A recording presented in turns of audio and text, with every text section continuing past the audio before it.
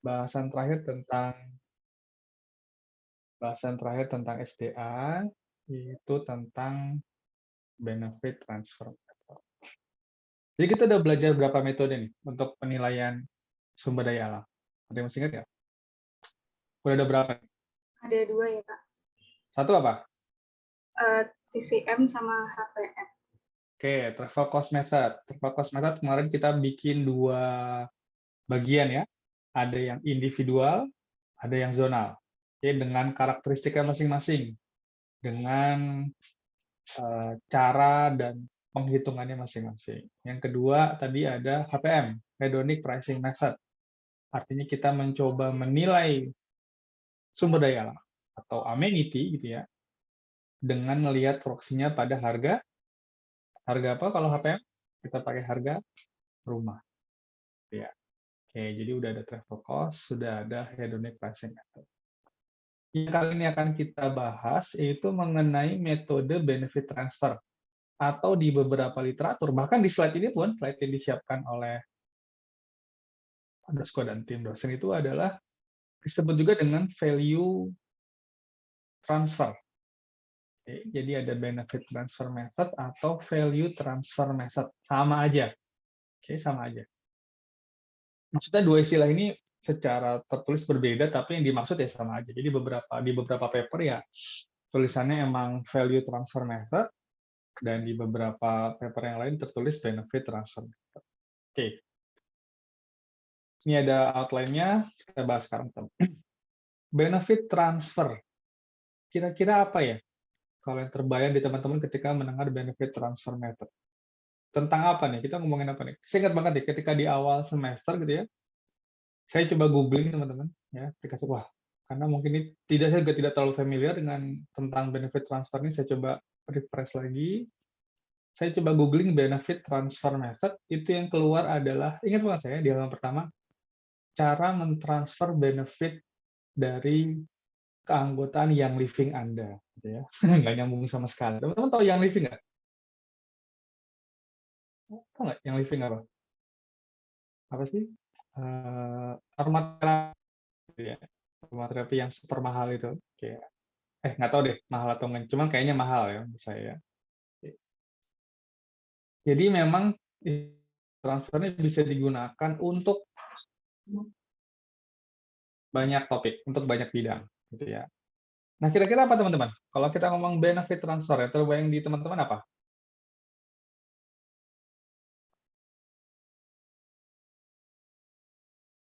Nggak kebayang? Baca, Pak. Iya sih, saya juga tidak expect, nggak memaksa kalian untuk membaca. Oke, benefit transfer. Kita lihat nih, ngomongin apa sih benefit transfer. Oke, ada burger. Nah, ada yang puasa? Nggak ada ya? Udah lewat kan ya puasanya? Oke, ada burger ini. Ada yang di sebelah kiri. Ini apa teman-teman? Ada tahu namanya? Sebelah kiri apa? Nggak tahu?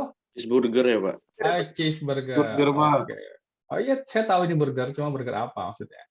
Cheeseburger. Lebih spesifik lagi nih, cheeseburgernya McD. Oke. Yang di sebelah kanan apa? Big Mac, Pak. Big Mac. Oke, wah ini saya pokoknya makannya Big Mac doang. Yang penting kuantitas, Pak, bukan kualitas. Oke. Sebelah kanan Big Mac. Oke, Big Mac-nya McD juga. Oke. Karena sama-sama punya McD, mereka punya, let's say, kualitas roti yang sama. Kemudian punya komposisi, meskipun dagingnya bukan dari sapi yang sama, tapi mereka punya standar untuk bikin dua burger ini. Oke. Sekarang di Amerika sana, mungkin ini hasil riset kecil-kecilan saya coba cari tahu, di Amerika sana harga cheeseburger itu adalah $2. Oke. Sekarang teman-teman sebagai penilai, wah udah 3 tahun belajar penilaian, ya. Saya minta teman-teman, kalau teman-teman diminta berapa sih estimasi, karena kita nggak tahu nih berapa harga Big Mac di Amerika sana, berapa dolar, teman-teman saya minta untuk mengestimasi berapa sih nilai dari si Big Mac jika kita tahu si cheeseburger itu $2. Menurut teman-teman berapa nih harganya atau nilainya? sama komposisi rotinya sama, dagingnya sama, kejunya mereknya sama. Ya, tadi mungkin sapinya bukan sapi yang sama, tapi di breeding, dikembangbiakan dengan di satu peternakan yang sama dengan kualitas daging yang sudah terjaga. Kira-kira berapa teman-teman? Estimasinya. $4, Pak. $4, Pak. Oke, ada yang bilang $4. Yang lain?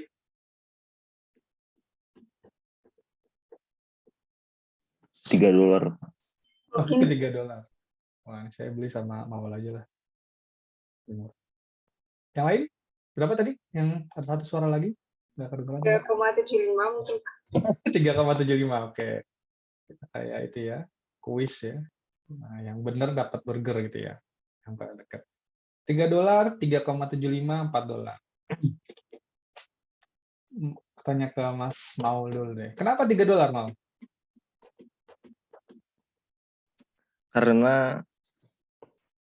Karena ini Pak, apa kosnya tuh nggak terlalu besar gitu. Jadi sekalian misalkan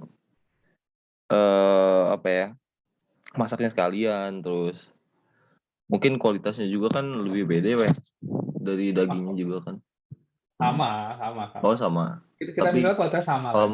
kalau menurut saya sih itu sih Pak, apa ya, kosnya tuh nggak keluar lebih banyak untuk satu pembuatan burger gitu Pak. Oke, saya nyambung nih. Ini anak marketing nih, jadi Maulnya. Jadi kalau lo beli banyak, gue kasih diskon. Gitu ya? Mungkin modelnya gitu. Karena ini Nah iya Pak. Iya, ini anak marketing nih ya. Oke, kita anggap ini nggak ada ilmu marketingnya lah ya. Kita anggap marketingnya kita hiraukan. Oke, ya. Jadi dengan beberapa estimasi ini, gitu ya, yang sebenarnya gitu harga di saat ini harga per Februari 2022 kalau nggak salah saya coba cari kemarin itu adalah $3,99.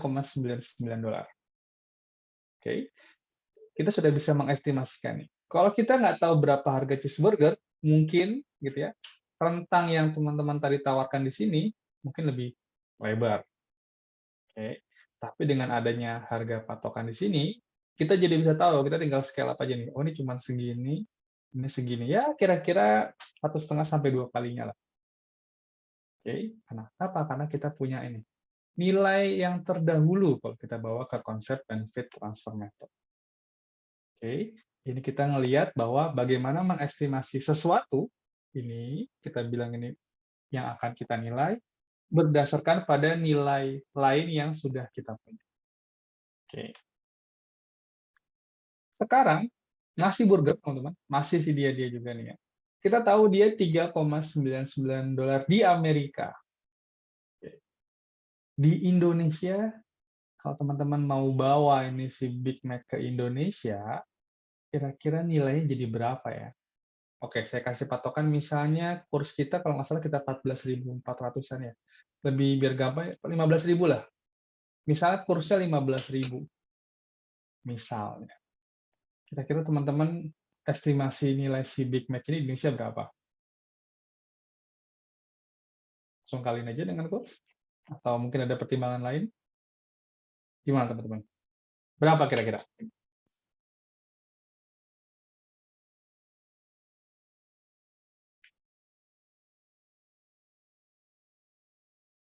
Tebak aja. 63.000, Pak. Oke, keluar nih. Keluar 63.000 katanya.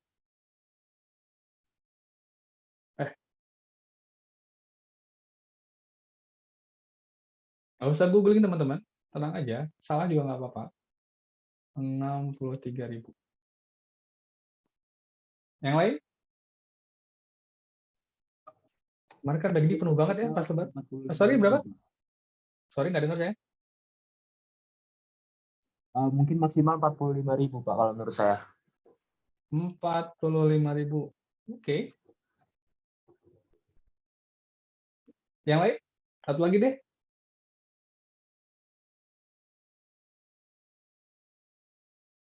Kemarin kan McD penuh banget ya pas lebaran ya. Teman-teman pada yang McD nggak selama habis lebaran sampai liburan habis itu lah? Enggak. Orang-orang pada bingung kali ya buang duit THR kemana kali ya. Wah, McD udah kayak sembako. Penuh banget. Oke. Oke. ini harga per tahun lalu sih sebenarnya saya dapatnya ya. Mungkin saya nggak relevan, tapi Big Mac ala carte gitu ya, tanpa French fries, tanpa minum gitu ya, itu dijual seharga 42.000. Wah, murahan di Indonesia nih. Ya nggak? Kalau kita ngomongin kurs. Kenapa bisa murah di Indonesia? Kalau kita ngomong ke konsep penilaian sumber daya kemarin, kita akan ngomongin adanya demand function. Demand function di Amerika dan di Indonesia berbeda. Kenapa berbedanya? Ya bisa jadi karena culture, bisa jadi karena karakteristik orang yang suka fast food, ya. Tapi yang paling bisa kita lihat adalah perbedaan antara pendapatan di Amerika dengan pendapatan orang Indonesia. Sehingga pasti demand function-nya berbeda. Oke. Karena demand function-nya berbeda, maka akan ketemu di titik harga yang berbeda. Ini kalau kita ngomongin mengenai demand function. Oke. Mungkin tenaga kerja Indonesia lebih murah. Bukan mungkin sih, emang lebih murah. Sehingga orang yang menyajikan meskipun burgernya sama, gitu ya, karena ini franchise, maka katanya gitu ya, rasa Big Mac di Amerika itu sama rasa Big Mac Indonesia sama. Padahal nggak juga kalau kata saya. Ya. Ini burger itu lebih gurih teman-teman. Nggak tahu ya, ini karena saya baru nyoba di satu tempat lain doang, waktu itu di Canberra doang, di Sydney. Memang rasa kita tuh mau lebih gurih, ya. Nggak tahu kenapa ya, tapi kayaknya ayam KFC aja beda rasanya. Meskipun franchise, ayam kita micinnya tidak duanya pokoknya. Pokoknya pas lah micinnya gitu ya. Kalau di sana itu ayamnya hambar, termasuk burgernya, ya. Saya rasa tidak senikmat kalau beli di Indonesia, tapi katanya sudah ada standarisasi. Meskipun sama, mungkin yang berbeda apa? Orang yang menyajikan. Oke. Si kasirnya atau apa namanya, pramusaji di Amerika mungkin punya tingkat salary yang lebih tinggi dibanding orang yang menyajikan di Indonesia. Sehingga ada perbedaan harga. Meskipun kalau di kurs harusnya 60.000 nih. Kalau dipotong kurs rata, sekitar 60.000. Tapi ternyata nggak sampai segitu. Kenapa? Tadi satu ada demand function-nya berbeda, dan kemungkinan cost-nya juga ada perbedaan. Oke. Konsep seperti ini sebenarnya sudah teman-teman lihat atau sudah teman-teman temui ketika melakukan apa? Metode atau pendekatan data pasar. Ya enggak? Membandingkan dari data perumahan yang ada digunakan untuk menilai properti. Sama. Oke, kalau kita di burger kita bawa ke lebih mendekat ke penilaian lah. Rumah misalnya. Ini saya ambil dari situs jual beli rumah kayak rumah123.com kali ya. Saya lupa. Ini ada rumah di Padang gitu ya. Dengan luas bangunan 75 meter persegi dan luas tanah 150 meter persegi. Ada orang Padang di sini? Sumatera Barat? Nggak ada? Bapak. Ya oke. Kira-kira harganya berapa nih di sana nih? Kalau ada rumah dengan tampilan seperti ini, gitu ya, kayaknya cukup modern lah ya. Dengan luas bangunan 75 meter persegi, luas tanah 150. Kira-kira berapa ya? 450 atau mungkin 450-an ya? 450. Iya. Oke. Nah, namanya juga tebak-tebakan. Ini saya lihat di lokasi penawarannya itu di situsnya itu adalah ditawarkan seharga 625 juta. Oke. Ya mungkin harga aslinya sekitar 4,5 kali. Saya nggak tahu juga. Ini kan saya ngambil dari harga penawaran. Nah, yang mau saya ajak teman-teman berpikir adalah gimana kalau rumah dengan rumah yang sama, gitu ya, itu saya bangun persis dengan spesifikasi yang ada di gambar, tapi saya bangun di Jakarta. Oke. Kira-kira jadi berapa nih? Kita punya uang, kita bangun sama persis, harganya modelnya seperti ini, kita bangun di Jakarta. Terus kira-kira teman-teman akan saya minta untuk mengestimasi nilainya. Kalau ini saya taruh di Jakarta, jadi berapa teman-teman kira-kira nilainya?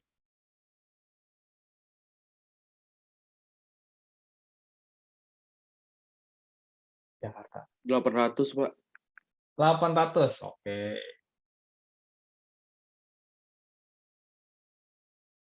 Yang lain teman-teman? Ayo dong. Itu 3 tahun belajar penilaian nih. Insting lah.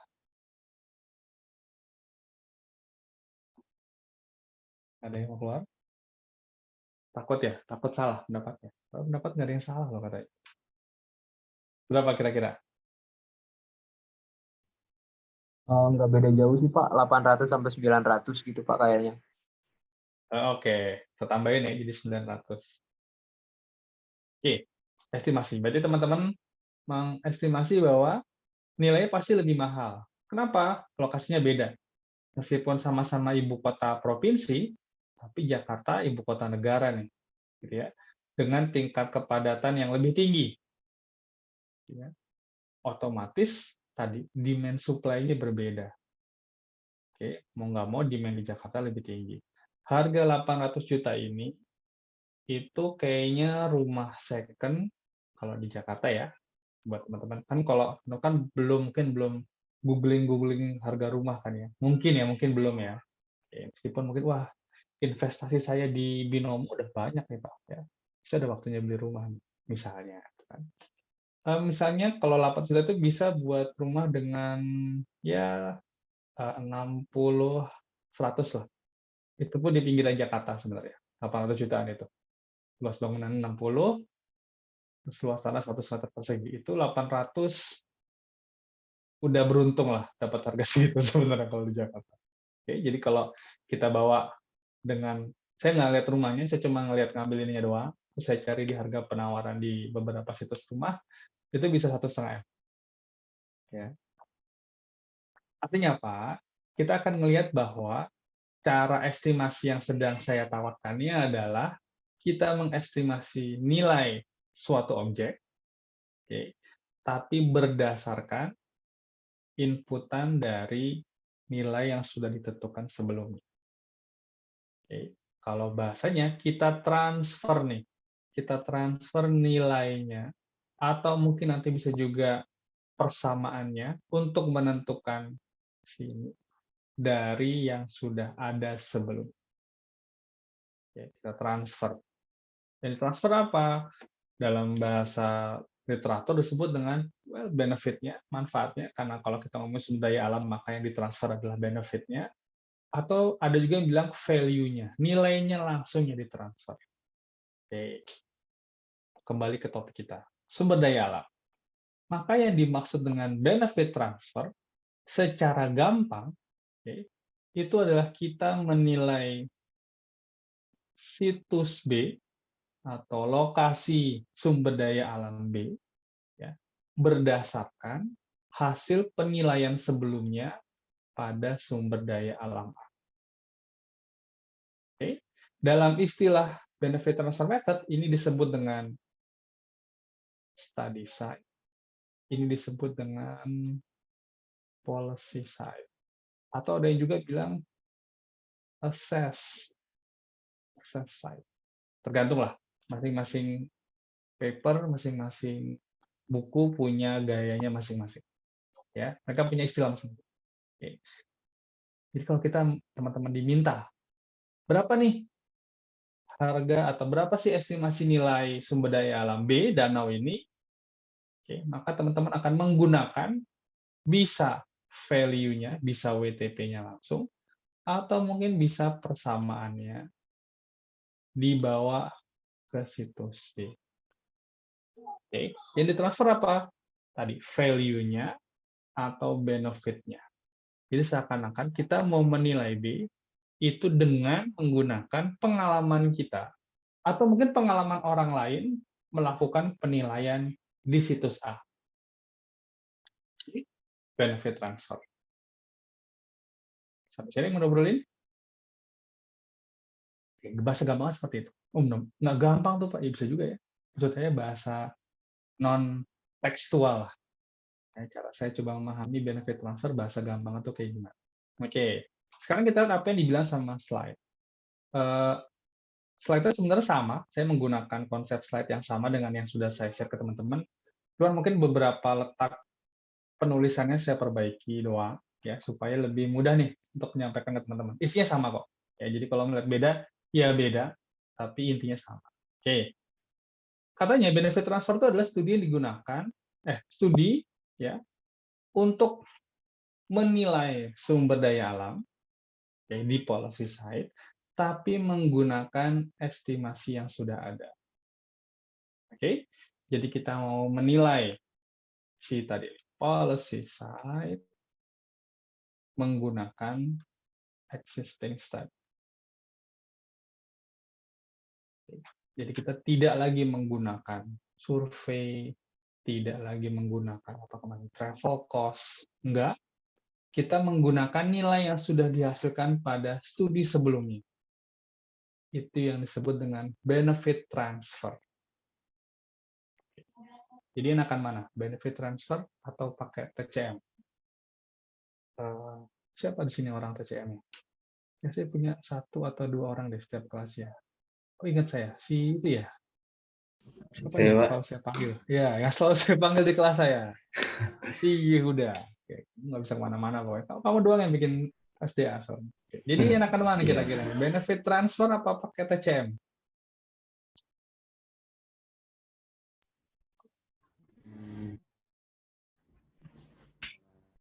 Saya sih karena KTTA saya ambil TCM aja. Oke. Saya udah berisyak apa pakai TCM, ngapain pakai benefit transfer? Orang saya bisa ngumpulin data sendiri, kan gitu ya? Ya masuk akal. Oke. Ya. Jadi kenapa kita atau kapan kita menggunakan benefit transfer? Benefit transfer itu kita pakai kalau satu,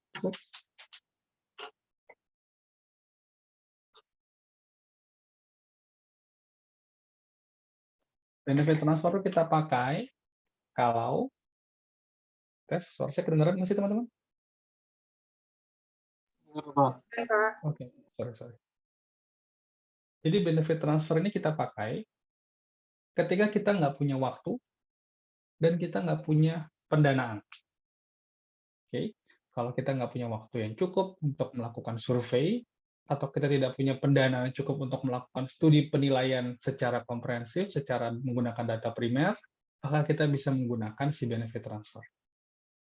Oke, katanya adalah nggak mungkin nih semua sumber daya alam itu dilakukan penilaian individu. Oke, sehingga beberapa resource, beberapa sumber daya alam, ya pakai benefit transfer. Ya, kita pakai studi yang ada sebelumnya. Si benefit transfer ini dianggap sebagai metode sekunder. Ya, tadi, karena nggak perlu survei. Jadi tidak perlu mengumpulkan data primer. Oke.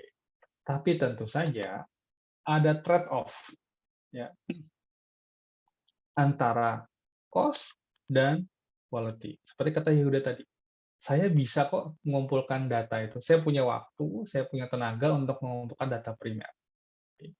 Artinya apa? Kualitas yang dihasilkan oleh penelitian primer itu lebih terjaga dibandingkan benefit transfer. Kenapa? Benefit transfer menggantungkan penilaiannya terhadap apa? Penilaian sebelumnya. Oke. Jadi si benefit transfer ini sangat tergantung pada kualitas penilaian sebelumnya. Nah, karena dia akan mentransfer apa yang sudah dilakukan oleh penilaian di situs lain, di tempat lain, untuk digunakan pada penilaian sumber daya alam yang mau dia lakukan. Oke. Kesimpulannya, bahwa si benefit transfer ini, gitu ya, paling pas, gitu ya, itu ketika tadi kita punya constraint, kita punya keterbatasan dalam hal waktu dan pendanaan. Oke. Kalau itu tidak mungkin dilakukan, ya kita punya opsi menggunakan benefit transfer method. Oke. Yang kedua, itu bisa digunakan sebagai studi preliminary atau studi pendahuluan. Oke. Misalnya, saya punya uang 1 miliar. Oke. Terus saya mau minta sama Fahri untuk menilai satu situs objek wisata. Kamu di danau apa, Yuda? Lupa saya nama objeknya apa? Danau Tampomas, Pak. Danau Tampomas. Oke. Terus saya bilang, dari uang 1 miliar ini berapa ya yang pantas untuk saya berikan kepada si penilai untuk mengestimasi nilai si Danau Tampomas. Oke. Karena saya nggak punya waktu untuk meneliti berapakah uang yang pantas saya sampaikan untuk proyek tersebut, saya tinggal minta sama orang lain. Coba kamu cari deh studi pendahuluan dulu. Berapa sih angka yang pas? Untuk apa? Untuk ini tadi. Memastikan nilai ekonomi tapi dengan menggunakan metode yang lebih sederhana. Oke. Preliminary. Ya, berarti nggak nggak kompleks-kompleks banget, nggak terlalu komprehensif, tapi keluar nilainya menggunakan prosedur yang benar. Bukan yang benar deh, yang sesuai. Oke, semua prosedur benar. Sesuai apa enggaknya, itu bahasa lain. Ya, sip. Dari yang udah saya obrolin tadi, maka yang paling penting gitu ya, dalam konsep benefit transfer itu ada dua hal. Ya. Yang pertama, kita harus punya studi pendahuluan yang bagus. Oke, tadi nih. Kita punya dua situs, A, B. Oke. Kita mau menilai yang B nih, ya. Dan kita akan menggunakan A sebagai studi yang akan kita transfer. Kalau studi A-nya bagus, maka B agak bagus lah.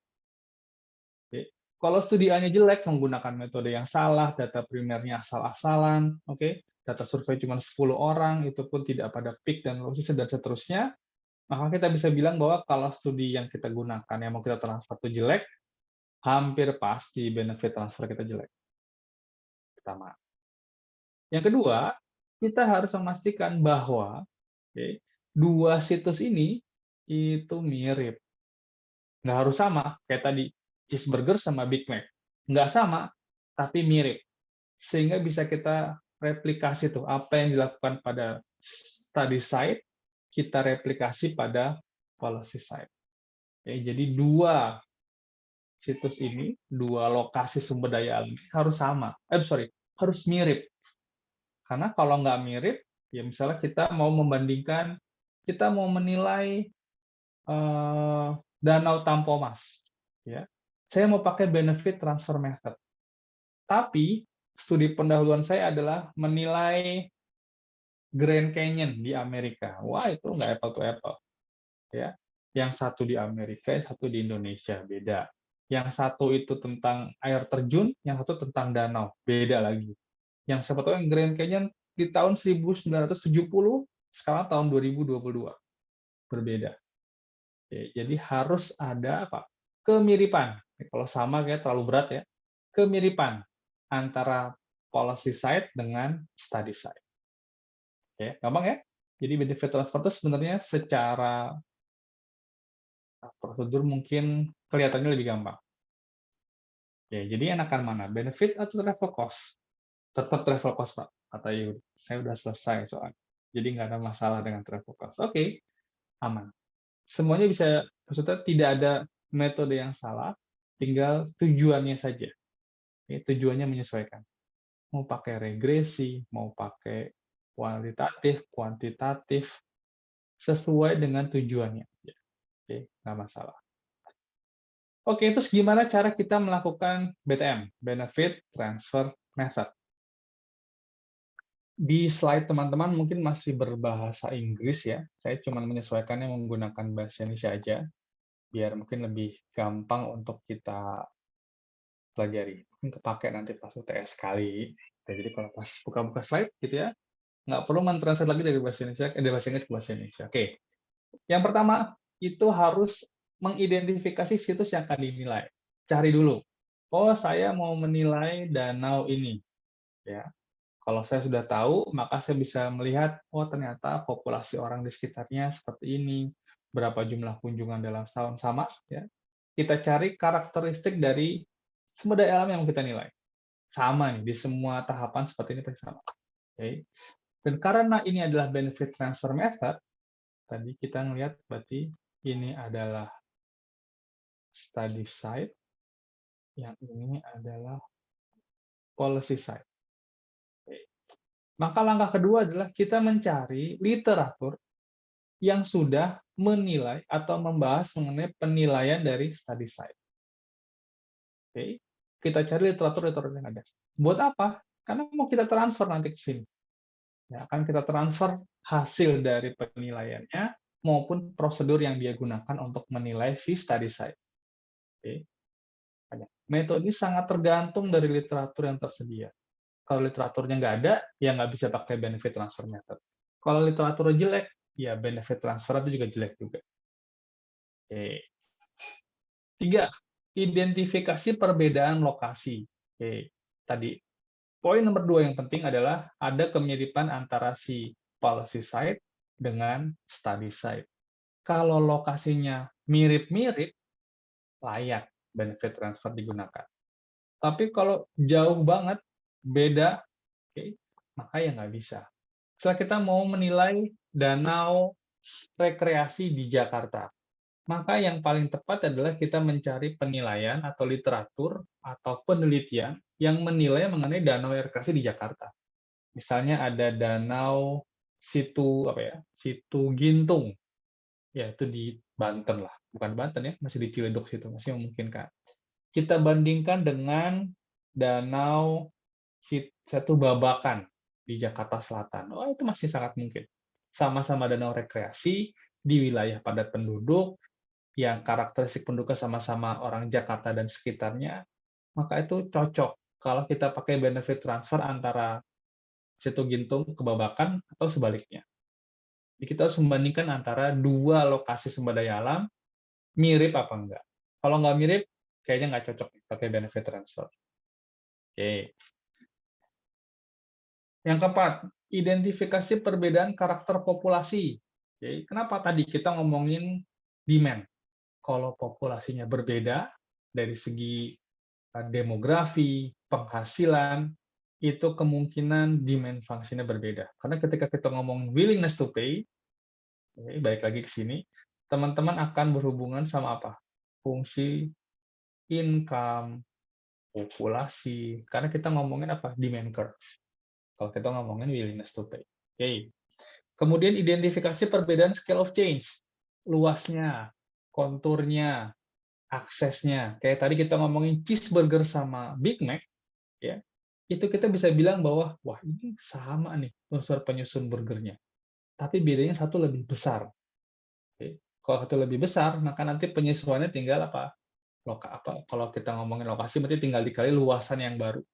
Atau kalau tadi kita ngomongin Big Mac, oh ya udah, mungkin Big Mac beratnya 2 kali lebih lipat daripada cheeseburger. Ya, mungkin kita ngomongnya gram. Oke, kita lihat perbedaan dari fisiknya seperti apa. Oke.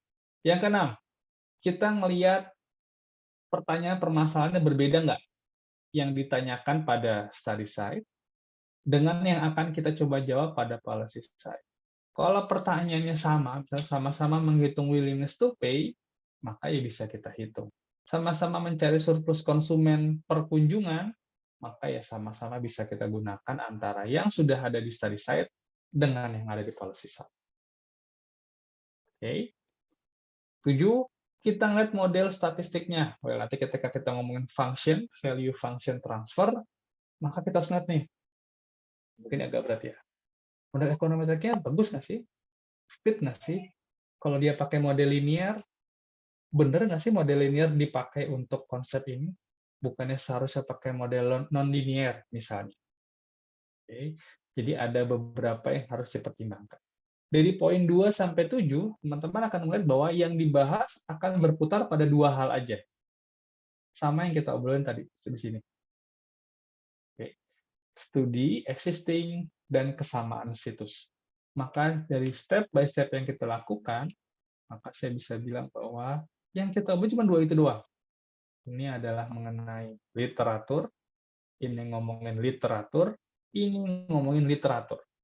Sedangkan yang satunya, kita ngomongin mengenai kemiripan lokasi, kemiripan lokasi, kemiripan lokasi.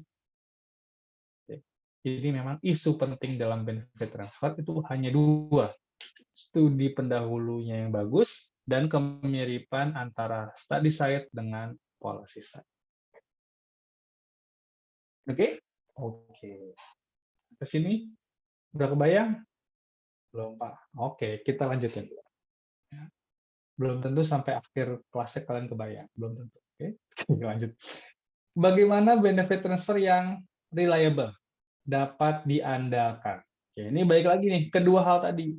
Oke, balik lagi. Cuma ada 2 hal yang kita omongin kalau mau benefit transfer. Yang pertama adalah literatur. Yang kedua adalah kemiripan. Oke. Maka, benefit transfer yang dibilang reliable, ya, dalam ilmu praktisi atau profesional di bidang penilaian. Yang pertama adalah studi existing yang kualitasnya bagus, oke, karakteristik yang sama atau serupa. 2 itu aja. Kalau mau ditambahin lagi di slide ini, yaitu memperhatikan apa? Growth. Kenapa? Bisa jadi, gitu ya, di study set itu penelitiannya tahun 2015.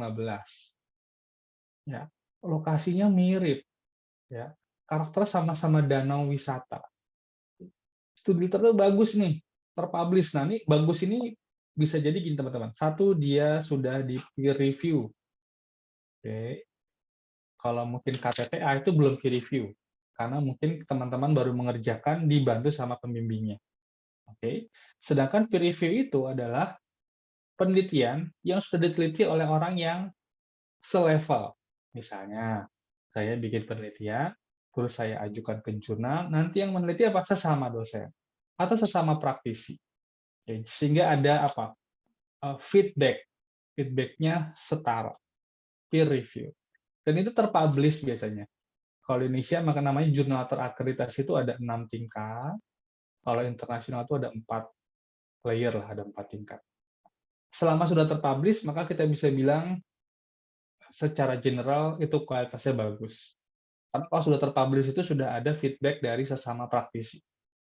Oke, jadi yang pertama, cara menilainya bagus atau enggak kan relatif ya. Maka bisa dilihat dari apa? Dari apakah dia terpublish apa enggak. Meskipun kriteria bisa kita bilang data, metode, dan teknik empiris. Oke, itu yang pertama.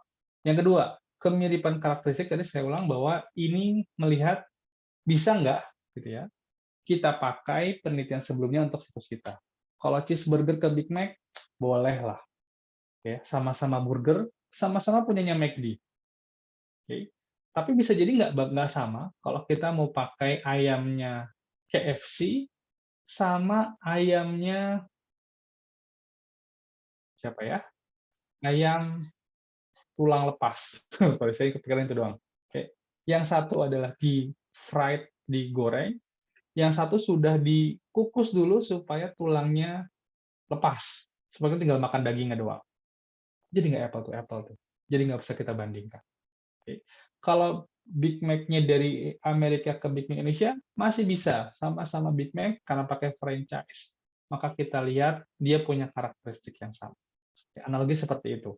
Kalau sama-sama danau wisata, well oke, nggak masalah. Sama-sama situs hutan pinus, nggak masalah. Oke. Tentu saja semakin mirip, maka semakin bisa ditransfer benefit atau value. Oke. Yang terakhir, saya ngomong ada jeda waktu. Bisa jadi, gitu ya, penilaian danau yang mirip karakteristika dengan danau yang mau kita nilai ini sudah dilakukan tahun 2015. Padahal kita baru mau melaksanakan sekarang di 2022.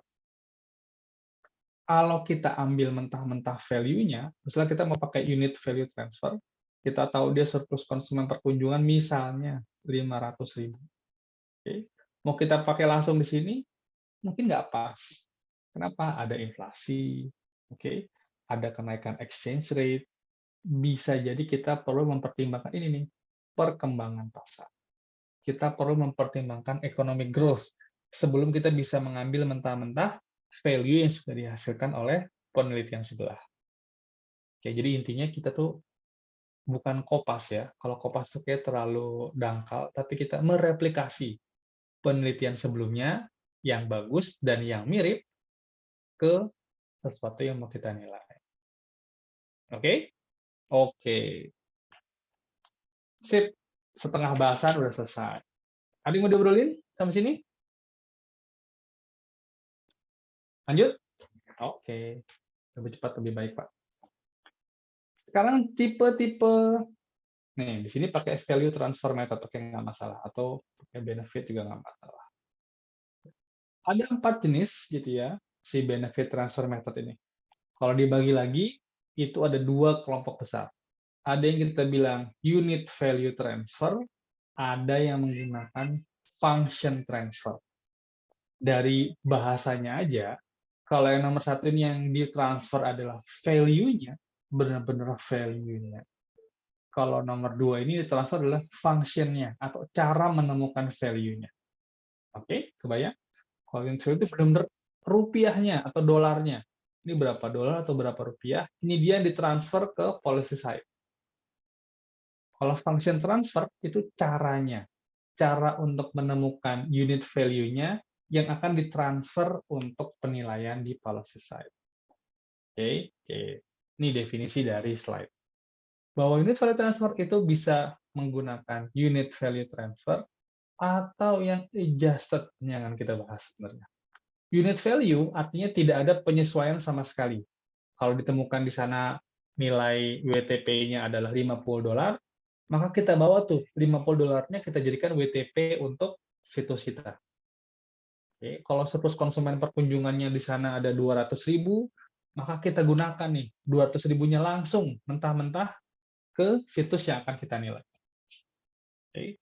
Sedangkan adjusted value itu mempertimbangkan mungkin ada perbedaan demografi, perbedaan income penduduk, perbedaan kepadatan penduduk, dan seterusnya, sehingga harus di-adjust. Oke, sama lah. Ini adjusted sama co-adjusted sama. Oke. Yang kedua, function, maka yang ditransfer itu adalah cara mendapatkan nilainya. Misalnya, teman-teman kemarin sudah melakukan regresi untuk TCM. Masih ingat? Oke. Misalnya kita punya fungsi seperti ini. Visit sama dengan alpha dikali beta 1 travel cost gitu ya. Ditambah beta 2 apalagi income dan seterusnya. Oke. Maka setelah diregresi kita akan ketemu nih misalnya ini 2,34 plus 0,02 travel cost plus 0,1 income misalnya. Oke. Ketika kita ngomongin function transfer, yang kita transfer, yang kita bawa itu adalah rumusnya. Oke. Bukan value-nya. Jadi bukan bukan surplus konsumennya kita bawa, tapi rumus ininya nih, persamaannya kita bawa. Itu yang saya bilang function transfer. Oke, kepenuhan? Enggak lah ya, kan baru liburan. Bisa dilanjut, teman-teman, saya lihat dulu ya, kondisi kelas saya kayak gimana. Oke, kayaknya ngangguk-ngangguk lah ya. Dari yang kelihatan tampangnya kayaknya ngangguk-ngangguk lah. Oke, terus lanjut ya. Kalau biasa, kalau emang perlu... Pak, mau nanya, Pak. Oh Boleh, iya, Pak? oke, silakan. Boleh. Kalau yang kita menggunakan ini kan kita pakai apa ya, data-data sebelumnya gitu ya. Penelitian sebelumnya itu tuh kita harus mendapatkan izin itu gimana ya, Pak? Atau kita boleh langsung pakai aja? Oke. Benefit transfer ini kita tidak, kalau kita menggunakan data, itu kita nggak pakai datanya. Nggak, Bahkan maksudnya lebih. memakai nilai atau kan ini ada function juga kan cara menemukannya gitu, Pak. Tentunya dari penelitian yang sudah ada kan ya, Pak? Betul. Jadi Nah itu, misalnya, oh ya. gimana? Saya takutnya salah menangkap pertanyaan. Gimana, mau? Maksud saya itu kan otomatis yang melakukan penilaian ini sebenarnya kan bukan kita kan ya, Pak? Iya. Atau enggak dari sumber daya alam yang lain kayak tadi misalkan danau apa gitu, Pak? Itu tuh kita memakai penilaian yang sudah ada kan, Pak? Betul. Nah, untuk memakainya itu kita tetap harus izin juga kan, Pak? Oh, oke. Sip. Atau gimana ya? Iya. Kalau saat sebuah penelitian sudah terpublish, teman-teman, misalnya saya bikin, atau mungkin KTTA-nya Yehuda sudah dipublish nih, kata pembimbingnya, KTT-nya bagus banget nih, ayo kita publish. Terpublish-lah di jurnal valuasi lingkungan, misalnya. Ini jurnal yang terakreditasi secara nasional. Oke. Kemudian, Mas Maulana mau mengaplikasikan benefit transfer method. Terus dilihat, wah ini jurnalnya Yehuda bagus nih, ya, terpublish. Oke. Terus cara dia mengambil sampel yang dijelaskan dalam penelitiannya sangat bagus, sesuai dengan prosedur. Oke. Situsnya kebetulan sama-sama danau wisata. Oke. Lalu apakah ketika mau menggunakan si penelitian Yehuda dalam konsep benefit transfer harus minta izin? Jawabannya nggak perlu. Yang perlu dilakukan hanya apa? Mengkutip. Oke? Menulis referensinya. Ditulis di papernya bahwa ini menggunakan benefit transfer method dengan mengacu pada studi yang dilakukan oleh Yehuda pada tahun 2022. Itu sudah cukup. Oke? Jadi nggak perlu kalau Oke, Pak. oke. Jadi kalau sudah terpublish itu artinya sudah milik semua orang sebenarnya. Ketika ada penelitian terpublish itu artinya hasil pemikiran si peneliti orang. Ya kalau nggak dia kekepin aja sendiri, ya, dia pegang aja sendiri, atau mungkin dia jual. Nah, kalau udah dijual jadi punya semua orang juga. Oke. Tapi ketika dia publish, ketika dia tampilkan dalam jurnal, maka itu tujuannya adalah apa? Namanya juga publikasi. Dia ingin mengumumkan kepada semua orang, gitu konsepnya, bahwa saya sudah memikirkan hal ini nih, saya sudah menemukan hal ini, silakan dipakai untuk kegunaan kita semua. Oke, itu konsep publikasi jurnal seperti itu. Ketika teman-teman punya KTTA, gitu ya, KTTA-nya meneliti tentang, apalah itu, mungkin penilaian properti, kalian menemukan sesuatu yang menurut kalian sangat penting, misalnya, oh ternyata selama pandemi ini harga-harga rumah naik, gitu ya, misalnya gitu ya, naiknya lebih banyak dibanding tren kenaikan sebelum pandemi. Kenapa? Karena semua orang pada beli rumah, nggak ada yang jajan. Misalnya, ini saya ngarang aja. Oke. Nah, maka penemuan hasil pemikiran teman-teman itu, kalau emang mau diumumkan, ya kan, silakan dipublish.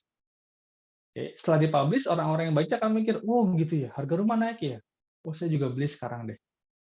Ya, jadi konsep publikasi itu adalah kalian, si peneliti itu ingin mengumumkan kepada semua orang bahwa saya sudah menemukan ini. Oke, jadi kalau mau dipakai, ya nggak perlu ditanya lagi. Mas Adi, boleh nggak? Saya mau beli rumah nih. Saya pakai dasar penelitian kamu ya? Ya nggak perlu kayak gitu. Oke, kalau sudah dipublish, ya udah. Udah bisa dipakai. Gitu ya, Mas Mulya? Ya? Oke, sip. Yang lain ada? Oke, nggak ada. Mau nanya, Pak. Oh iya, iya. Oke, gimana? Yang itu, Pak, yang unit value transfer, Pak. Tadi kan Bapak bilang itu kan tadi nilainya bisa secara mentah digunakan gitu ya, Pak, ke access site-nya gitu, Pak. Iya. Nah, itu kan kalau SDI gitu kan nggak 100% mirip gitu, Pak, sama gitu. Nah, itu ada batasannya nggak, Pak? Kira-kira seberapa beda itu kita bisa menggunakan unit value transfer gitu, Pak? Oke. Ya, di slide-nya saya lupa ya, saya kemarin sempat mengumpulkan beberapa materi, itu ada yang nulis kayak gini, unit value transfer being abandoned, atau sudah mulai nggak dipakai unit value transfer. Kenapa? Karena satu, tidak ada, mungkin alasan utamanya, tidak ada dua situs yang sama persis. Oke. Sehingga unit value transfer ini adalah metode di atas kertas sebenarnya. Karena hampir nggak mungkin kita bisa pakai unit value transfer mentah-mentah, tadi kalau kata Mas Faris. Oke, kita bahas ke unit value transfer. Bayangin ada dua sumber daya alam seperti yang teman-teman lihat di sini. Ya, mudah-mudahan nggak kekecilan ya. Ini misalnya ada sumber daya alam berupa sumber mata air, yang mungkin nanti mau dibuat bendungan, mau dibuat wisata, gitu ya. Dan kalian mau menilai berapa sih nilai proyek yang pantas, atau berapa nilai danau tersebut, berapa nilai manfaatnya. Oke. Kita punya dapat study site nih, yang mirip. Oke. Kenapa saya bilang mirip? Kita lihat di sini, ini sama-sama di daerah pegunungan, gitu ya. Berasal dari beberapa jalur air, sama ya. Di sini ada 4 mata air, di sini ada beberapa jalur air, gitu ya. Sama-sama dikelilingi oleh pepohonan, yang mungkin jadi kualitas airnya bagus. Ada pemukiman juga, tapi beda pasti. Oke, kalian perhatikan ya, kalau sudah cari 5 perbedaan, pasti ketemu nih antara yang ini sama ini. Oke. Apakah unit value transfer bisa dilakukan? Well, di atas kertas bisa aja. Ya, kita bisa bilang karena kemiripan, ya, karena mirip, maka kita bisa langsung pakai unit value transfer. Tapi apakah misalnya karakteristik penduduk di sini sama di sini sama? Rata-rata income-nya sama nggak? Seperti itu. Terus kita lihat lagi, oh jangan-jangan air di sini lebih payau nih. Air di sini kandungan mineralnya lebih bagus. Oke. Jadi Mas Bro, Mas Fahri, sorry. Apa unit flow transfer ini ya, ini secara metode ada. Oke. Tapi secara konsep sudah tidak bisa 100% digunakan. Kalau kita ngomongin burger tadi aja, kata Mas Maulana ya, Pak burger Big Mac itu gitu ya, itu bisa gorengnya sekaligus misalnya dia bilang. Orang yang menyajikan kalau kita jual dua cheeseburger gitu ya, terus harga $4, ini si kasirnya harus melayani 2 kali. Sedangkan si Big Mac, si kasir hanya cukup melayani sekali aja. Jadi secara waktu, secara time cost-nya harusnya si Big Mac lebih kecil. Maka harus lebih murah lagi, bukan $4 sama persis. Oke. Kalau kita pakai unit value transfer, oke, maka kita misal di sini beratnya misalnya 2 gram, di sini 4 gram. Maka unit yang namanya unit value transfer adalah langsung $2 kita kalikan dengan 2. Sehingga ntar dia kita estimasi nilainya $4. Itu yang namanya value transfer. Mentah-mentah diambil $2-nya, tinggal dikali berapa banyak. Oke. Dan itu banyak diperdebatkan karena nggak mungkin sama persis. Oke, nggak mungkin sama persis. Pak, di sini rotinya cuma ada 2, di sini rotinya 3. Gitu ya. Berarti nggak bisa nih kita kalikan 2. Ya benar juga. Oke, makanya ada kata-kata sini. Apabila terdapat perbedaan, dan hampir pasti terdapat perbedaan, maka lebih tepat menerapkan adjusted value transfer. Bahkan kalau si Yehuda menilai danau Tanpo Mas tahun 2022, terus saya mau menilai danau yang sama di tahun 2025, maka unit value transfer juga tidak dapat dilakukan. Kenapa? Ada perbedaan apa? Waktu. Ya enggak. Kita perlu menyesuaikan mengenai inflasinya mungkin, karakteristik penduduknya juga mungkin sudah berubah. Jadi, benar kata Mas Fahri, unit value transfer ini di atas kertas bisa dilakukan, tapi pada prakteknya ya sulit. Ya, kan nggak ada 2 situs yang sama-sama persis. Oke? Oke. Sekarang kita bawa ke ranah sumber daya alam.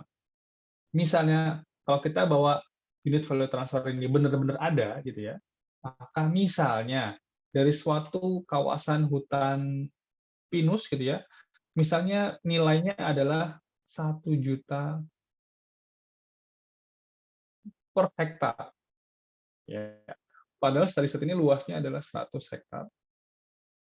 Dan policy set-nya luasnya 200 hektar. Maka dalam konsep si unit value transfer, maka harga atau nilai per hektarnya akan sama persis. 1 juta per hektar. Yang beda apa? Nilai secara total. Nanti di sini jadi 100 juta, di sini jadi 200 juta. Oke. Jadi kalau kita bilang unit value transfer, maka harganya langsung nih yang dikirimkan atau ditransfer ke policy site. Oke. Unit value transfer. Dalam konsep burger tadi, gitu ya, maka kalau ini cuma segini dan ini 2 kali lipatnya, ya ini tinggal dikalikan 2 aja. Oke. Unit value transfer. Tapi seperti kritiknya Mas Fahri tadi, emangnya memungkinkan ya? Ada batasan nggak sejauh apa unit value transfer bisa digunakan? Ya ada. Ya, kita masih ngeliat apa? Kita mesti mempertimbangkan perbedaan. Makanya ada metode yang kedua, yaitu apa? Adjusted value transfer. Oke. Jadi nggak mentah-mentah. Ya, kita lakukan penyesuaian dulu. Kenapa? Karena ada perbedaan karakteristik. Oke. Dan perbedaan karakteristik yang mungkin paling sering ditemukan atau paling mudah untuk diukur adalah karakteristik dari demand function-nya. Makanya yang dijelaskan dalam slideshow ini adalah yang akan disesuaikan itu adalah income si penduduk atau mungkin ada exchange rate-nya. Kok bisa ada exchange rate ya? Misalnya, saya melakukan penilaian di Indonesia, padahal study set-nya di Malaysia, yang mirip-mirip. Oke. Saya mau menilai suatu policy di Kalimantan, maka di Borneo sana, maka saya ngambil contoh study set di wilayah Malaysia yang ada di atasnya Kalimantan. Oke. Dan itu akan butuh apa? Exchange rate, karena nilai yang dihasilkan di sana dalam bentuk mata uang apa ya? Ringgit. Oke. Jadi bisa disesuaikan dari sisi income factor. Bisa juga disesuaikan dari sisi exchange rate. Oke, atau keluasan area policy site. Nah, itu tadi mungkin secara unitnya bisa dipakai juga. Oke, jadi kalau value transfer mentah-mentah, gitu ya. Sedangkan kalau adjusted value transfer itu kita lakukan penyesuaian dulu terhadap si unit value-nya. Yang paling gampang apa? Yang paling gampang kita lihat perbedaan di demand function. Sehingga kita melihat perbedaan antara income rata-rata penduduk, karena kita akan misalnya ngomongin willingness to pay itu pasti ada hubungannya sama income, gitu ya. Atau jika perbedaan negara, kita juga bisa pakai perbedaan exchange rate. Oke? Oke. Dalam konsep adjusted value transfer, kita juga harus melihat apakah nilai yang sudah di-adjust itu layak dipakai atau enggak. Oke.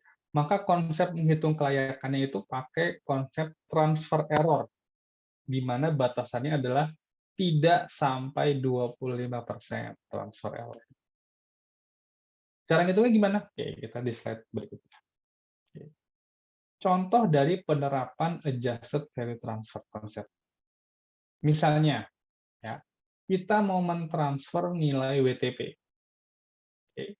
Maka untuk mendapatkan willingness to pay di policy side, ini willingness to pay di policy side, itu kita akan mencari perbandingan antara apa yang di-adjust, antara income-nya, antara income di policy side dengan income di study side dikali elastisitas. Oke, tentu saja dengan mempertimbangkan WTP di study side. Oke, rumusnya ini rumus 1. Rumusnya seperti inilah, tanpa kita perlu mencari tahu turunannya seperti apa. Jadi sebenarnya awalnya cuma gini nih. WTP 1 per WTP 2 itu sama dengan income tempat 1 sama dengan income di tempat 2, tapi kita ngelihat elastisitas. Karena willingness to pay itu tergantung pada income dan berapa banyak income tersebut yang dipakai untuk membeli barang.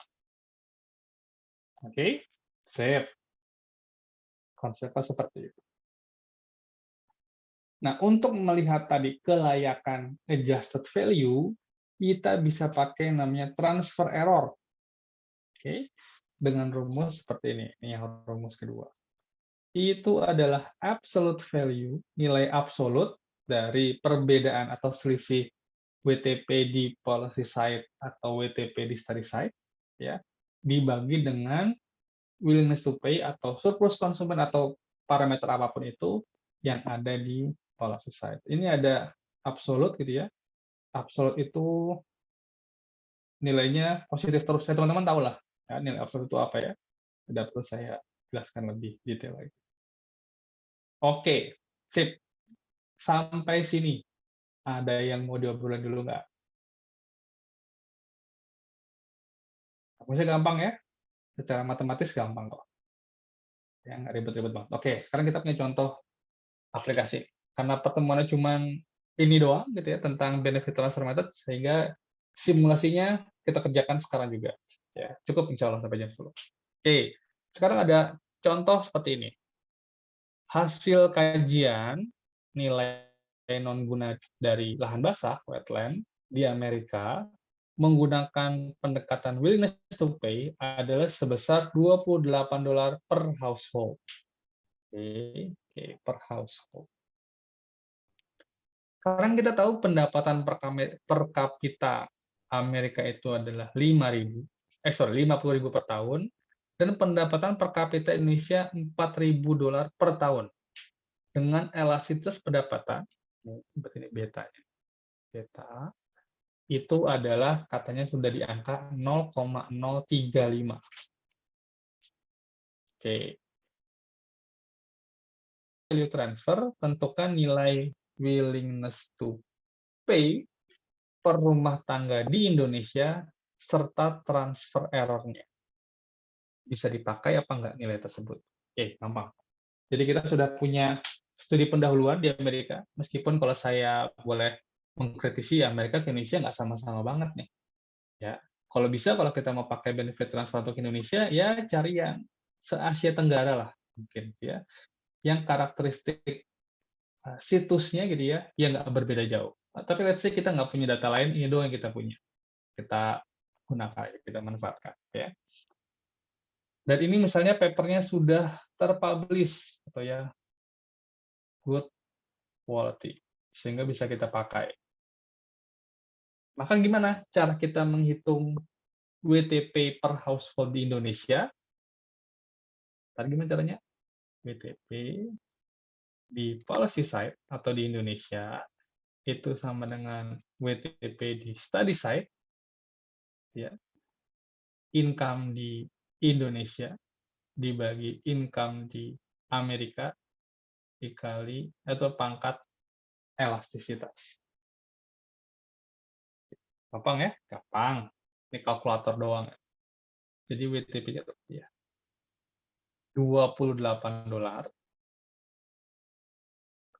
dikali 4.000 per 50.000, pangkatnya 0,035.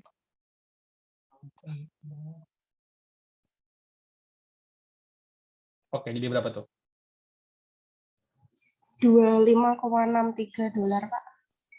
$25,63. Oke. $25,63. Atau mungkin kalau di rupiahin jadi berapa nih? Misalnya 15.000 berarti 370 ribuan atau 380.000 mungkin. Berapa tuh? 384.450 rupiah. Oke. Kira-kira sekitar segini. Oke. Maka kita bisa bilang bahwa willingness to pay untuk WTP per household di Indonesia ya, untuk lahan basah itu adalah 384.000. Oke. Layak nggak nih kita menggunakan angka ini? Oke, untuk menguji kelayakannya, maka konsep yang disampaikan pada paper ini, pada slide ini adalah kita pakai namanya transfer error, di mana transfer error itu adalah nilai absolut dari selisih dibagi willingness to pay di Indonesia. Nah, jadi berapa nih? Berarti 25,63 dikurang 28 atau sebaliknya dibagi 25,63. Lebih nggak tuh dari 25%? Enggak kali ya. Kan cuma 3/25. Mungkin sekitar 9%-an, Pak. 9%, oke. Iya. 9%. Oke, sehingga maka kita bisa bilang dengan hitung-hitungan transfer error ini, maka dia masih layak nih. Kita pakai sebagai apa? Kita pakai sebagai acuan untuk menggunakan benefit transfer. Oke. Adjusted value transfer. Ada yang mau diobrolin dulu? Gampang ya matematikanya. Oke, kebetulan contohnya di sini adalah willingness to pay gitu ya. Bisa jadi mungkin kita gunakan untuk menghitung surplus kunjungan, surplus konsumen per kunjungan maksud saya. Mungkin juga menggunakan langsung ke total economic value, tergantung dari konteks. Oke, lanjut. Setelah dekat adjusted value, yang pertama tadi unit, yang kedua adjusted. Nah, yang ketiga itu kita nggak lagi ngomongin unitnya, tidak lagi ngomongin mengenai value-nya mentah-mentah, tapi yang ditransfer adalah function-nya. Oke. Jadi kita akan mengambil function-nya, kita akan mengambil persamaan estimasinya dari literatur yang sudah ada sebelumnya. Tentu saja yang memiliki karakteristik lokasi yang serupa dengan policy side. Dicari paper tadi, papernya harus yang bagus, yang berkualitas. Yang kedua yang mirip-mirip lokasinya. Oke. Contoh function itu apa? Ya kayak gini. Ya, bahwa WTP per hektar tadi itu merupakan fungsi dari populasi, income, dan X. X ini vektor variabel yang lain. Oke. Kalau tadi kita langsung dari study set langsung kita transfer dolarnya, sekarang kita lihat dulu fungsinya seperti apa, baru kita transfer ke policy side. Oke, sedikit ngomongin mengenai persamaan lah chronometric ya. Nggak ribet kok. Kalau tadi kita tahu fungsinya adalah seperti ini, teman-teman, ya. Maka dalam bentuk persamaan ya, bisa kita tulis seperti ini. Kita bilang bahwa di study side ya, willingness to pay-nya itu bisa dijelaskan dengan persamaan B0 ditambah B1 dari variabel pertama di study side dikali B2 ditambah variabel kedua di study side dan vektor atau matriks beta dan variabel lainnya. Oke. Jadi kalau kita kemarin ngomongin TCM gitu ya, mungkin persamaannya seperti ini tadi. V sama dengan 2 ditambah 0,3 travel cost ditambah 0,4 income. Oke, ini misalnya kunjungan di study site. Maka ketika kita menggunakan function transfer, maka yang kita transfer adalah persamaan ininya. Sehingga kita buat di policy side itu adalah 2 sama plus 0,3 travel cost plus 0,4 income. Sama persis. Nanti yang berbeda apanya? Yang berbeda adalah variabel di sini. Oke. Jadi katanya adalah kita harus memastikan bahwa parameter estimasi itu adalah beta 1, beta 2 atau B gitu ya, dan seterusnya sampai beta ke N itu di policy side sama di study side sama.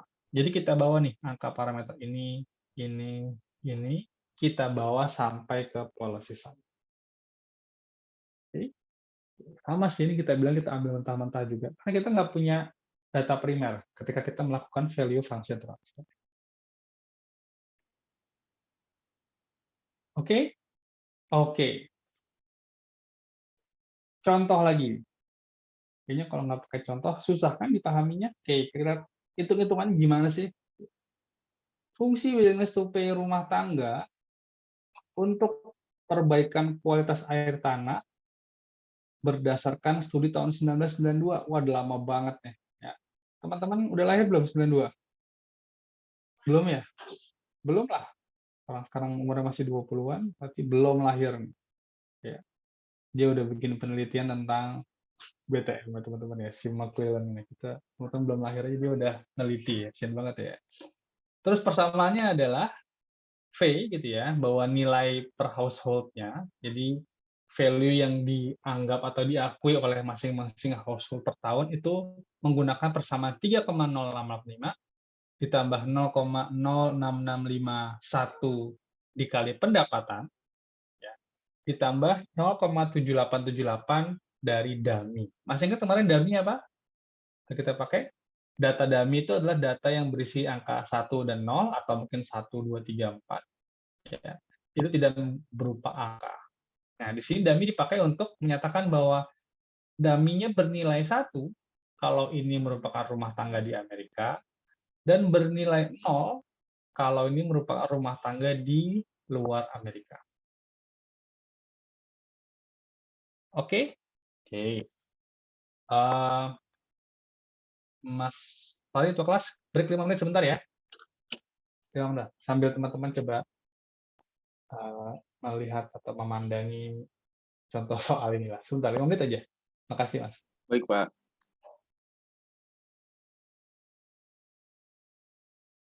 Kita punya, oke, kita balik ke persamaan. Persamaan A. Ya. Bahwa ini menggambarkan nilai per household per tahun, gitu ya. Kemudian ada variabel pendapatan, ada variabel dan lokasi.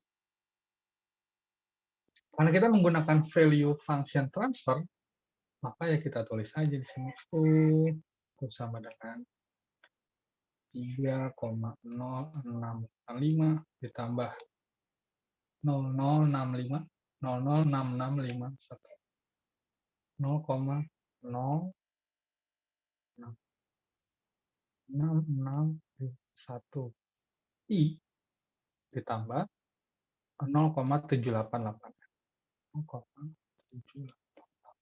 L. Oke. Sekarang karena ini merupakan value function transfer gitu ya, maka kita akan menggunakan function ini tapi menggunakan parameter di policy side, di mana kita tahu parameter ada income, gitu ya, ada kurs, oke, tapi kita ada ketentuan nih bahwa koefisien pendapatan itu harus dalam ribuan dolar. Kenapa harus dalam ribuan dolar? Karena ini function A ini untuk menjelaskan harga di Amerika Serikat. Oke, maka kita harus menyesuaikan antara si penghasilan ini menggunakan pendapatan dalam ribuan dolar. Oke, pertama kita yang paling gampang. Ini dummy-nya udah pasti 0 karena non Amerika. Oke, sehingga ini kita anggap nggak ada. Tinggal variabel I kita ganti dengan 1,5 juta per bulan, berarti ini sama dengan kali 12, 18 juta, karena kita ngomongin household per tahun. Oke, tinggal 18 juta ini kita sesuaikan dalam bentuk ribuan dolar. Berarti gimana tuh? Dia kita bagi dengan 11.000, gitu ya. Terus kita bagi lagi dengan 1.000, supaya jadinya adalah ribuan dolar. Dalam ribuan dolar, gitu ya. Ya, kira-kira seperti itu. Jadi berapa nih? I-nya jadi berapa kita?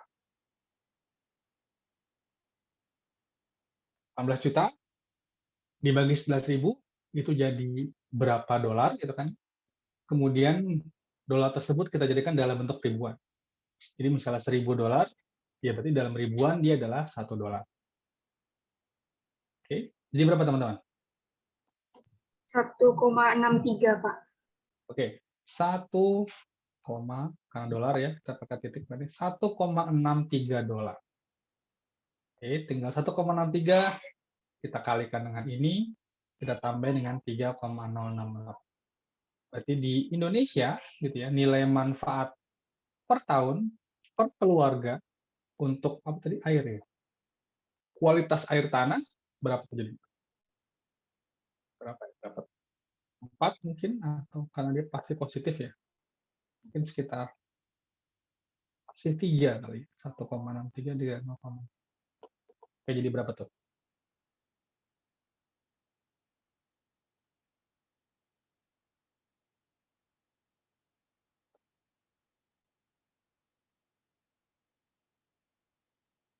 Udah gitu.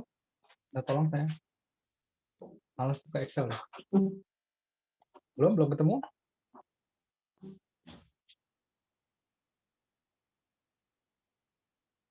Oke. Buka Excel.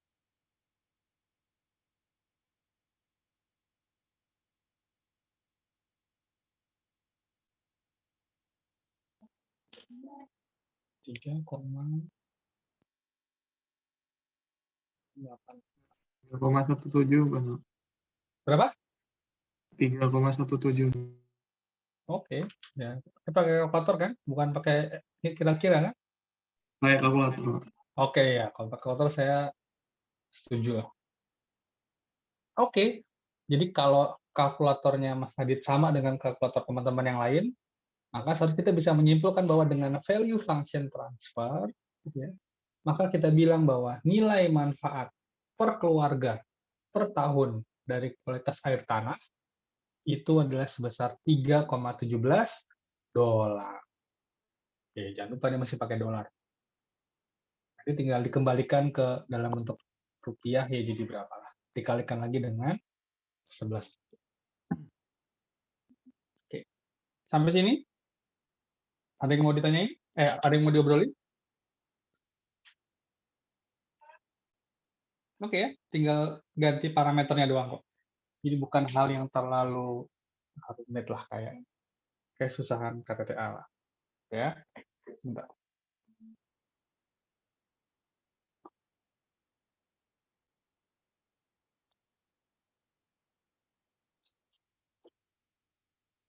Oke, lanjut. Ini adalah metode atau tipe benefit transfer yang ketiga. Yang keempat, yang mungkin tidak kita bahas terlalu detail pada pertemuan kali ini adalah yang disebut dengan meta-analysis. Apa tuh meta-analysis? Apa hubungannya meta-analysis sama metaverse? Teman-teman tahu nggak metaverse apaan? Tahu lah ya, sekarang pasti mainannya di online, di dunia maya. Pasti main Roblox dulu kali ya. Apalagi yang berhubungan sama game-game metaverse itu ya. Oke. Kayak kita ngomongin meta-analysis. Meta. Kalau tadi si value function itu kita hanya mengumpulkan satu literatur saja, satu literatur dan dari satu SDA. Kalau meta-analysis, kita menggabungkan beberapa studi literatur, beberapa literatur studi, kemudian kita olah, kita cari mana yang paling pas karakteristiknya dengan policy saya kita, kemudian kita buat function yang kita sebut dengan pooled function. Oke, bisa jadi nanti variabel income-nya dari penelitian yang A, kemudian variabel yang lainnya kepadatan penduduk dari penelitian B.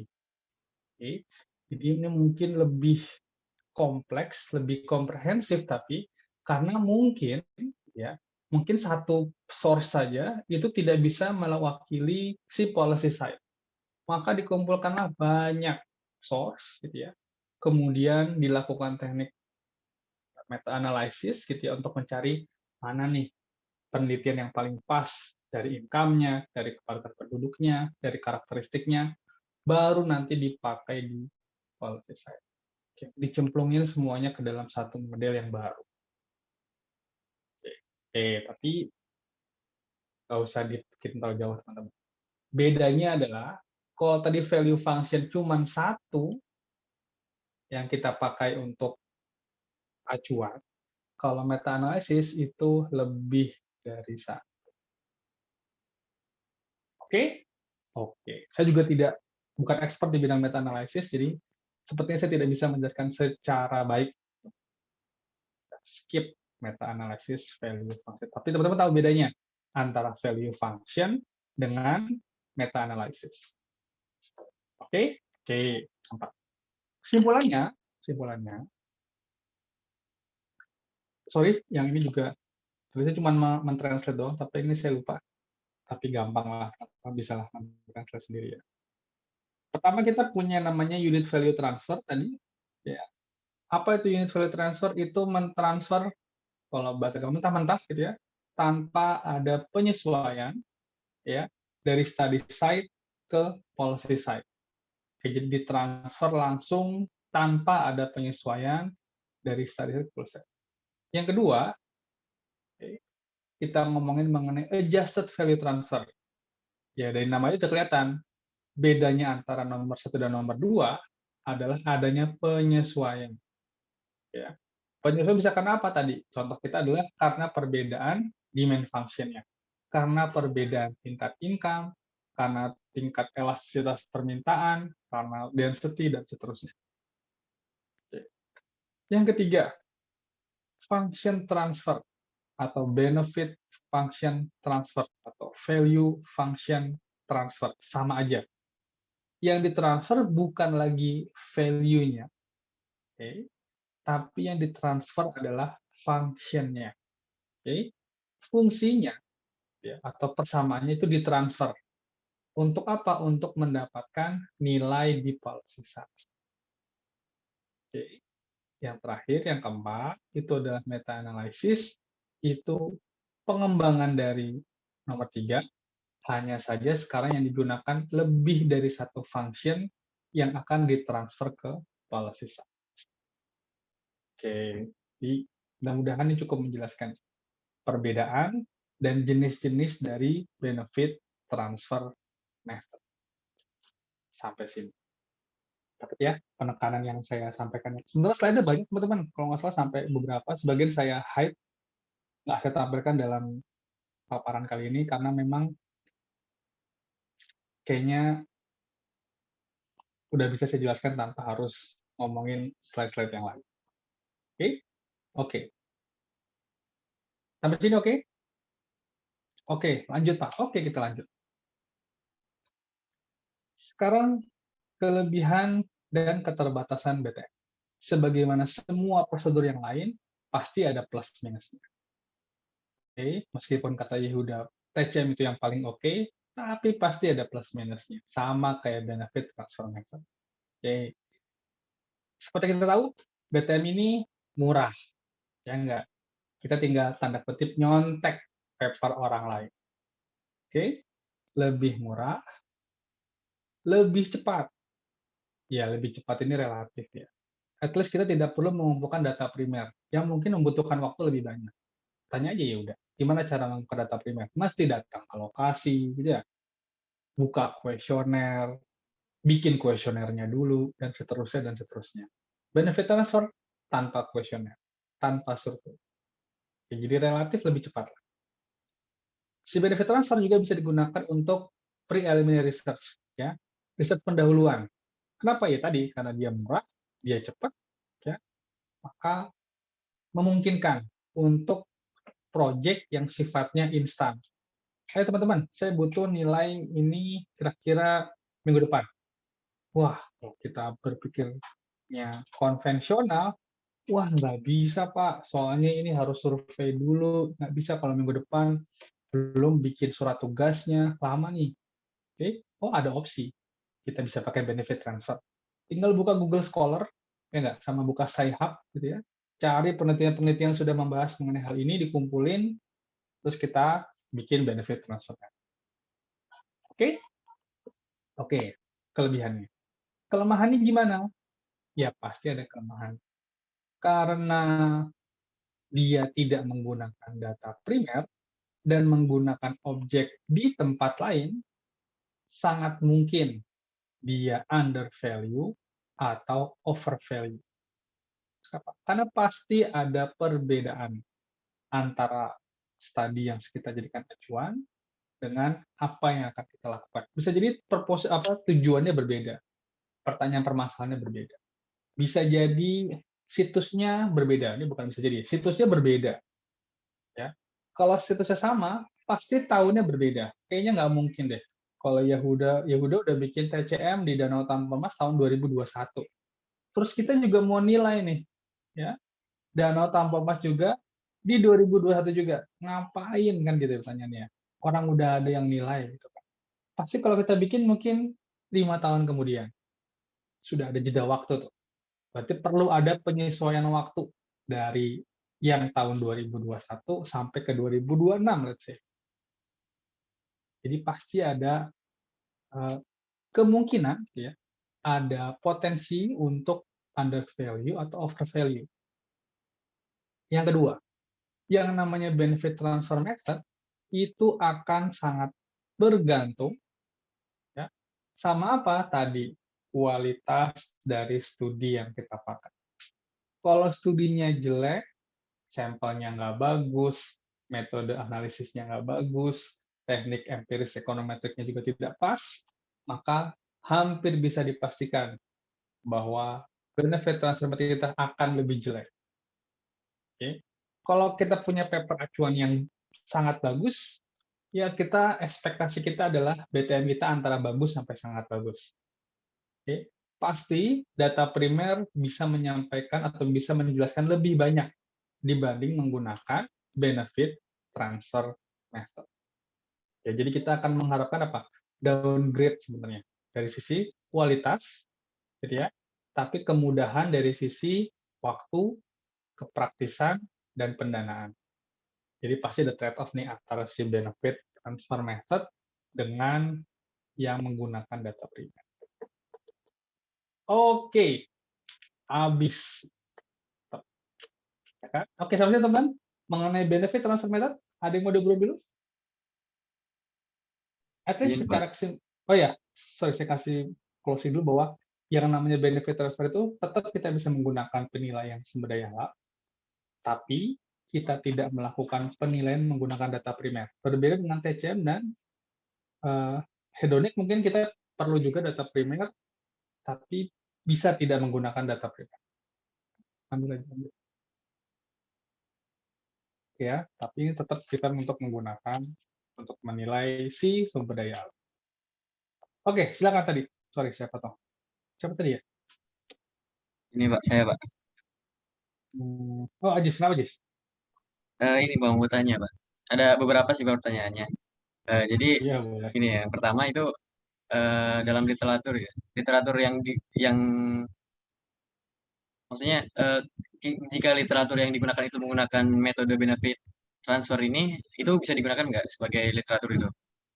Kemudian yang selanjutnya beta dalam adjustment tadi Pak, itu dari mana sih Pak sebenarnya Pak? Kalau Oke. misalkan dicari itu bisa dapatnya itu dari mana? Terus yang ketiga itu dalam value function itu kan tadi menggunakan TCM ya Pak. Jika menggunakan nanti metode literasinya menggunakan HPM itu apakah berubah juga atau jadi menyesuaikan gitu atau emang seperti ini dalam mencari value functionnya. Dan yang terakhir ini Pak, dalam menggunakan literasi itu bisa menggunakan objek yang sama namun tahun yang berbeda atau enggak ya Pak? Sebagai acuan aja Pak. Pertama, tadi diulang aja ya, takutnya saya lupa bentar. Kayak ini, Pertama, boleh nggak literatur BTM kita jadikan acuan? Jawabannya enggak. Oke. BTM itu akan mengacu pada literatur yang menggunakan data primer, Mas Bro. Oke, jadi kalau kita mau bikin benefit transfer method, tapi acuan kita pakai benefit transfer method juga, kenapa kita nggak langsung ke acuannya aja, kan sama aja. Oke? Oke, jadi bukan bekerja tidak seperti itu. Kita menggunakan benefit transfer method karena kita butuh acuan lain yang sudah menggunakan data primer. Oke, jadi kita acuannya yang menggunakan data primer lah. Jangan menggunakan acuan yang benefit transfer juga. Itu yang pertama. Pertanyaan kedua, yang saya ingat, elastisitas. Ya, itu kalau saya lupa. Yang kedua tadi saya lupa apa. Ini dapat dari mana? Ini dapat dari penelitian juga. Oke. Beta ini didapat dari regresi antara supply dan demand. Oke, ini parameter juga sebenarnya nih, ya. Sebesar tadi 0,035 ini, oke. Ini adalah penelitian pendahuluan sebelum ini. Dan dipublish. Oke, misalnya Indonesia, orang Indonesia mau cari berapa sih elastisitas pendapatan kita yang dipakai untuk belanja. Maka nanti ada penelitian bikin survei, gitu ya, nanyain penghasilan kamu berapa, belanja beras berapa, nabung berapa. Di survei itu, mungkin bisa pakai Susenas. Nanti kita bisa tahu, oh elastisitas pendapatan negara kita pada tahun sekian itu adalah 0,0 sekian. Oke, jadi angka ini nggak tiba-tiba turun dari langit, tapi ini berdasarkan penelitian sebelumnya. Oke, yang mungkin di luar skop penilaian SDA. Tapi kita butuh angka ini. Dapat dari mana? Dari penelitian lain. Oke. Yang keempat, seingat saya, kalau nanti fungsinya adalah hedonic pricing method, bukan pakai TCM, gitu ya. Nanti gimana? Ya kita ambil mentah-mentah fungsinya. Ketika kita ngomongin value function transfer, maka yang kita ambil adalah function. Ini persis. Oke. Tentu saja yang akan mengikuti adalah ininya, Mas Ajis. Nah, kalau fungsinya kita pakai income sama dummy, ya kita berarti harus punya rata-rata income kita selama setahun. Kalau datanya pakai mungkin demografi penduduk, misalnya data income per kapita, PDB, ya berarti kita harus mencari PDB di negara kita berapa, income rata-rata per kapita negara kita berapa, dan seterusnya. Kalau fungsinya, kita ambil mentah-mentah.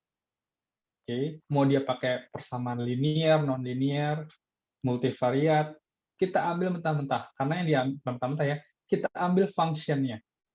Karena yang dibutuhkan adalah function. Yang kedua apaan ya? Lupa saya. ini Pak yang literasinya objeknya sama Pak. Oh gitu.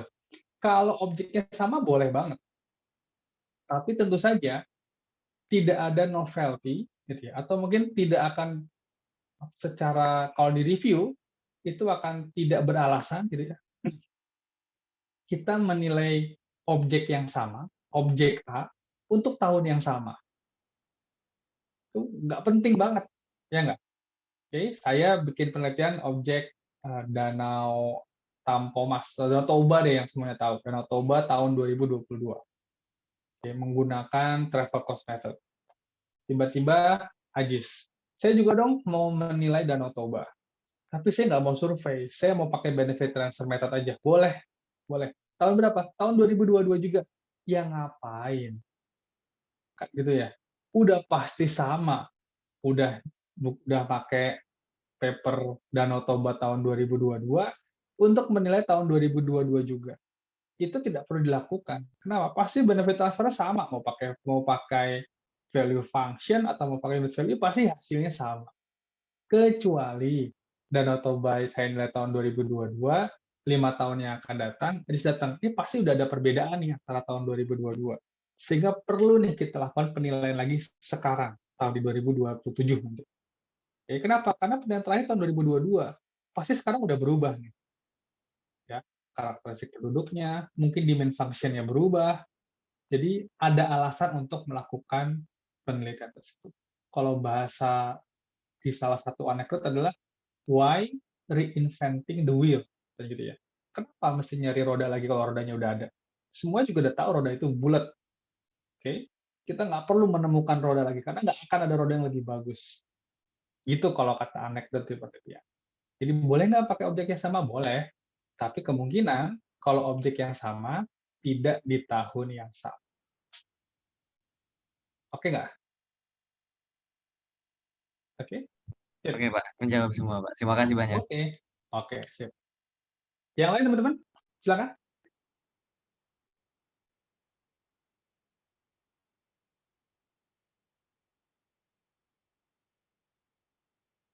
Cukup?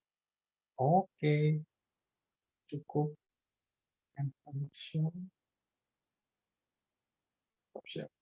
Oke. Jadi untuk UTS itu ada total cost method, ada hedonic pricing method, sama benefit transfer method. Oke. 3 metode dalam penilaian SDA. Mengenai UTS, sayang sekali saya belum dapat kisi-kisi gitu ya. Tapi nanti akan saya update ke Mas Fahri ASAP setelah saya mendapatkan hal yang bisa disampaikan ke mahasiswa. Jadi kalau nggak dapat kabar apa-apa dari Mas Fahri, ada 2 kemungkinannya. Satu, emang saya nggak dapat. Yang kedua, Mas Fahri nggak bagiin. Oke? Saya nggak tahu kemungkinannya yang mana. Oke. Karena memang saat ini masih ya dibicarakan. Karena memang harus diakui materinya bukan yang nggak banyak. Ya itu aja. Gimana ya bahasa bagusnya? Saya juga bingung ngomongnya. Materi itu aja. Kemungkinan untuk definisi tidak terlalu banyak. Untuk variasi penghitungan juga ya nggak terlalu banyak. Pasti kalian teman-teman sudah punya Excel-nya, gitu. Sudah tahu gimana cara formulanya, jadi nanti tinggal ganti variabel aja. Kemungkinan, ya. Dan ada itu ya kemungkinan pengaplikasian kayak tadi tuh kita pakai value function method, gimana cara mengaplikasinya kalau ada kasus yang lain. Kira-kira seperti itu aja. Jadi untuk sementara sorry saya belum bisa ngasih clue gitu ya yang lebih konkret tentang UTS. In case nanti saya dapat, langsung saya forward ke para kepala kelas. Oke, fair enough? Teman-teman ya. Oke, terakhir, good luck buat UTS-nya, buat KTTA-nya. Untuk yang KTTA-nya sama saya, tolong saya didoakan supaya saya bisa segera memberikan feedback gitu ya.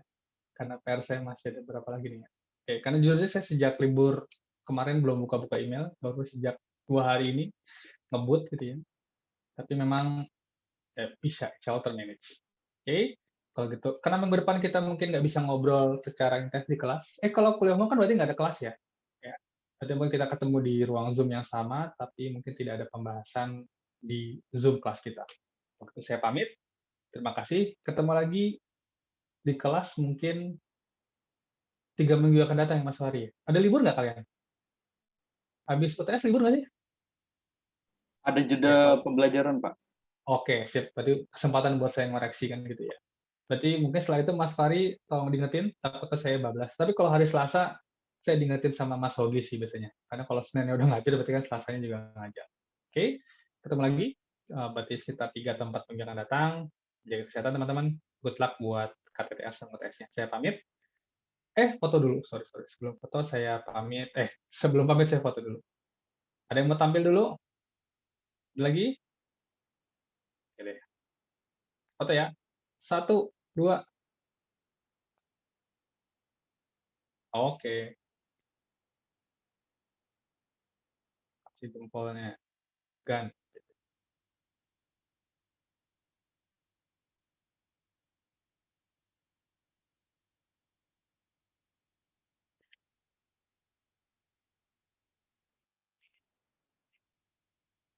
Oke, sip. Kalau gitu.